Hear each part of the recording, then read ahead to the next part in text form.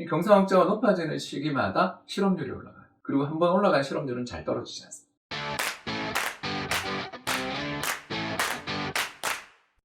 안녕하세요. 27년차 이코노미스트 홍춘욱입니다. 최근에는 세종사이버대학교 경영학과에서 경제학 원론 강의를 하고 있죠. 2021년에는 50대 사건으로 보는 돈의 역사가 주는 재테크의 교훈, 과목명이 되게 길죠. 이 강의를 새로 하게 될 것 같습니다. 오늘은 대만 시장에 대해서 이야기를 한번 해보려 합니다.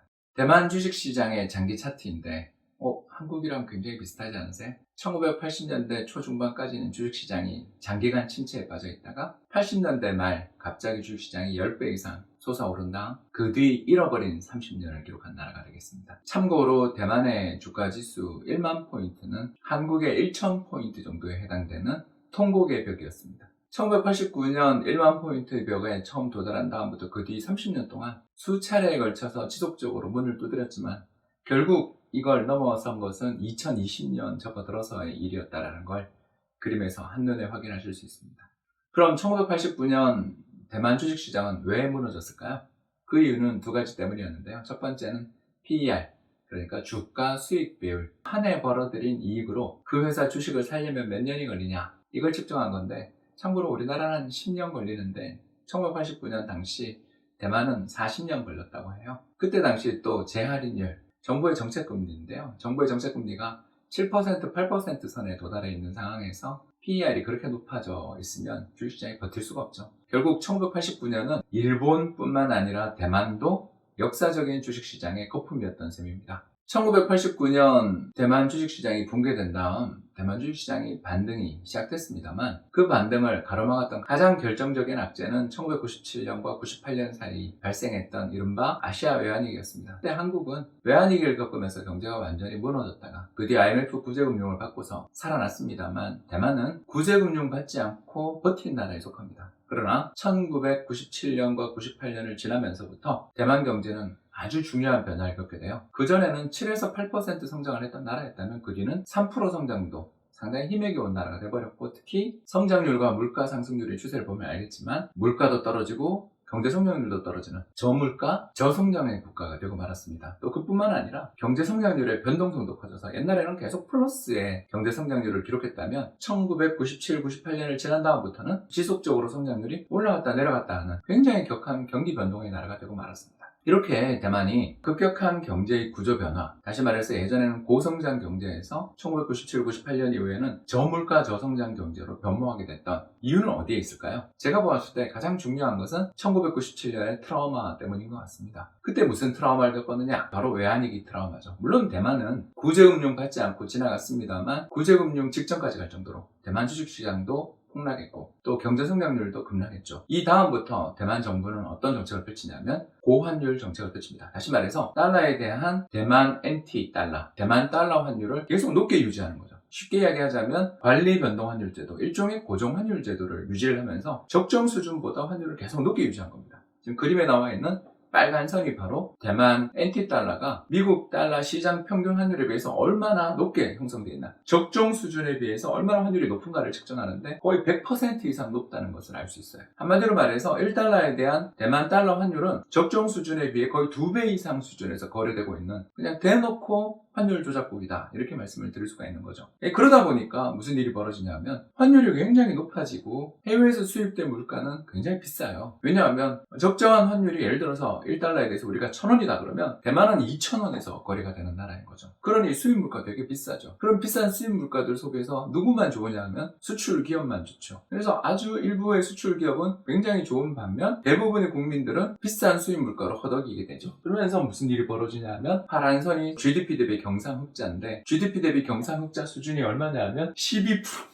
1년 벌어들인 GDP의 10에서 14% 정도의 흑자를 기록하는 나라, 이거 완전 비정상적인 나라가 돼버린 거죠. 이렇게 어마어마한 경상흑자가 나타나는 이유는 무엇 때문일까요? 저축한 것에 비해서 투자가 적기 때문이에요. 다시 말해서 경상수지는 저축 빼기 투자로 결정이 됩니다. 왜 그런가에 대해서는 밑에 식이 있으니까 참고하시고요. 결과적으로 저축은 많이 하는데 투자는 적게 하는 나라가 대만인 셈이죠. 자, 그러면 국민들이 왜 이렇게 저축을 많이 하냐고요? 좀 이따 이야기하겠지만 집값이 하늘 높은 줄 모르고 오르고 있는 데다가 해외에서 수입되는 제품들의 물가가 너무나 비싸게 정부가 소비를 억압하는 구조를 가지고 있으니까 별로 그렇게 소비 지출에 있어서 쓰는 돈이 많지 않은 거죠. 그래서 대만 여행 가보신 분들은 느끼겠지만 야시장이라든가 이런 데 가면 물가가 굉장히 싼 대신 먹거리 상품들은 굉장히 풍부할지 모르지만 메이드 인 타이완이라고 하면 떠오르는 고가의 괜찮은 자동차라든가 뭐 스마트폰이라든가 각종 비싼 내부재들은 떠오르지 않죠. 경제 자체가 어떠냐면 나라는 부유할지 모르지만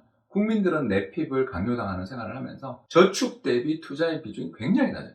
투자가 낮다는 게 아니라 저축을 너무 많이 하는 나라인 거죠. 투자도 굉장히 많이 하고 있지만 저축이 그보다 더 많아지는 나라. 이런 나라들을 이제 저희들은 뭐라고 하냐면 국민들이 미래에 대해서 불안감을 가지고 있고 돈을 모아봐야 집 사기 위해서 모든 것을 희생하는 나라. 그런 나라가 바로 대만이라고 볼 수 있습니다. 이 결과 비극적인 일이 벌어집니다. GDP 대비 경상흑자가 높아지죠. 이 경상흑자가 높아지는 시기마다 실업률이 올라가요. 그리고 한번 올라간 실업률은 잘 떨어지지 않습니다. 왜 이런 일이 벌어지는지 우리 금방 알잖아요. 다른 사람의 소비는 나의 매출입니다. 국민들이 소비를 하지 않고요. 저축만 해요. 집을 사기 위해서인데 계속 저축만 하게 되면 그 사람이 저축을 계속 하게 되면 하게 될수록 내수시장을 상대로 하는 기업들은 어떻게 되겠어요? 파산하겠죠. 그렇지 않습니까, 여러분? 다른 사람의 소비는 나의 매출입니다. 그렇기 때문에 사람들이 저축만 하고 또 소비를 잘 하지 않는 나라가 돼버리게 되면 무슨 일이 벌어지냐면 내수기업들이 무너지고 내수기업들이 고용을 많이 하잖아요. 그래서 고용을 많이 하는 기업들이 망하니까 실업률이 올라가는 거죠. 결국 그림대로 무슨 일이 벌어지냐? 경상흑자가 높아질 때, 즉 저축률이 높아질 때마다 경제의 실업자가 넘쳐흐르는 그런 악순환을 겪게 되는 겁니다. 한국도 대만에 비교하면 그래도 나은 편이지만 비슷한 구조를 가지고 있다는 걸 금방 짐작하실 수 있을 겁니다. 이상의 이야기를 통해서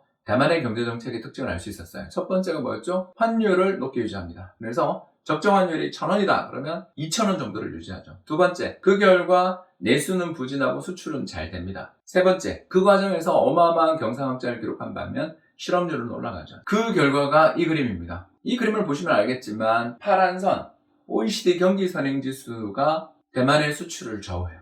이게 무슨 말이냐 하면요, 경제 구조를 환율을 높게 유지해서 수출 기업들의 경쟁력을 유지하기 위해서 노력을 하는데 그 수출의 변화가 어디에 의해서 좌우되죠? 선진국 경기에 의해서 좌우되죠. 이게 무슨 말이냐면 경쟁력을 유지하는 데 성공했을지 모르지만 경제 자체의 내수가 붕괴되는 과정에서 수출 기업들의 경쟁력도 그렇게 싹 개선된 면이 별로 없다는 거죠. 그래서 이 그림에 나와 있는 것처럼 선진국 경기가 좋으면 OECD 경기선행지수가 올라가면 수출이 잘 되고 OECD 경기선행지수 떨어지면 대만 수출도 박살나는 거죠. 한국이랑 비슷해요. 한마디로 말해서 환율을 아무리 조작하고 경제의 자원을 기업들에게 다 몰아준다 하더라도 기업들의 수출의 변화는 결국 글로벌 경기에 달려있는 그런 나라인 셈이죠. 왜 이런 일이 벌어졌냐? 이렇게 생각해보면 여러 이유가 있겠지만 첫 번째는 한국과 중국 사이에서 대만 기업들이 많이 치인 게 가장 큰 대표적인 사례가 되겠죠. 가장 대표적인 사례가 바로 뭐냐 하면 대만의 대표적인 반도체 회사였던 나냐, 프로모스, 그리고 최근 들어서서 스마트폰 분야에서 대만계 기업들의 이름을 발견하신 적이 있는지 생각해보면 금방 알 수 있어요. 대규모 투자가 필요한 국가적으로 본다면 미래를 좌우하는 기간 산업들의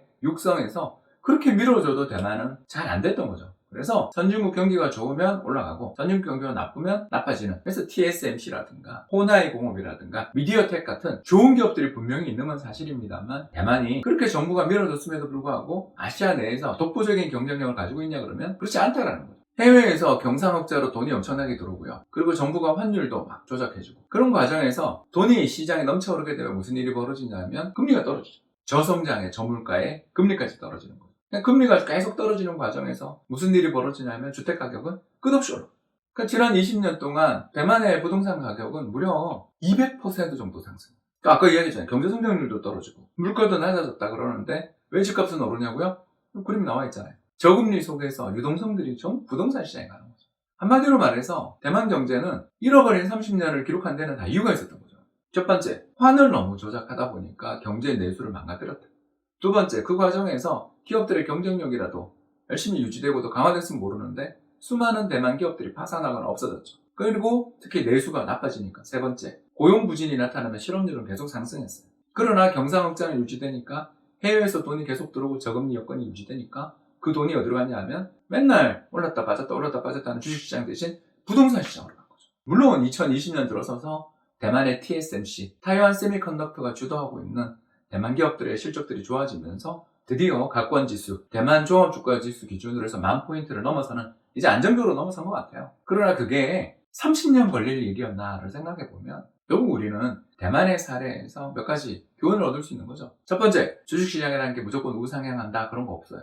두 번째, 정부의 경제정책 방향이 한번 친기업적으로 또 지나치게 어떤 경제의 불균형을 가져오는 방향으로 움직이게 되면 경제가 상당히 문제가 생기는 경우가 많다. 세 번째, 정부 안만 노력해본들 기업 키우는 건 정말 다른 문제다. 저렇게 환율을 조작하고 저금리 여건을 만들어 기업들의 성장을 육성하기 위해서 무척 노력했지만 유명한 대박 기업들은 아까 제가 말씀드린 호나이라든가 미디어텍이라든가 TSMC 말고 떠오르는 기업이 없잖아요. 예전보다 훨씬 더 대만의 기업 경쟁력은 약화된 면도 있다는 거죠. 이런 것들을 생각해 보면 정부가 어떤 산업을 육성하고 경제를 육성하기 위해서 노력한다는 것이 한계가 있다는 것도 알 수 있어요. 물론 우리는 대만에 비해서 월등히 나은 경제 여건이라는 것은 압니다만 최근 들어서서 부동산 시장의 가격 상승이 가파르게 올라오고 있다는 측면에서 또 대만처럼 대만의 젊은 사람들이 스스로를 자주해서 뭐라 그러는지 아세요? 귀신 붙은 섬이라고 그래요. 귀도라고 부르는데 귀도. 임금은 안 오르는데 집값만 올라가고 실업률은 계속 올라가고 기업들 일부만 성장하는 그런 세상이니까 자포자기하는 거죠. 우리는 저렇게 안 되도록 경제가 좀 균형적으로 발전할 수 있도록 잘 앞으로 신경 써야 되고 특히 우리나라 기업이 대만처럼 몰락하지 않고 더욱더 성장하고 세계적인 경쟁력을 가진 기업들이 더 많이 나오기를 기대해 봅니다. 지금까지 시청해 주셔서 대단히 감사합니다.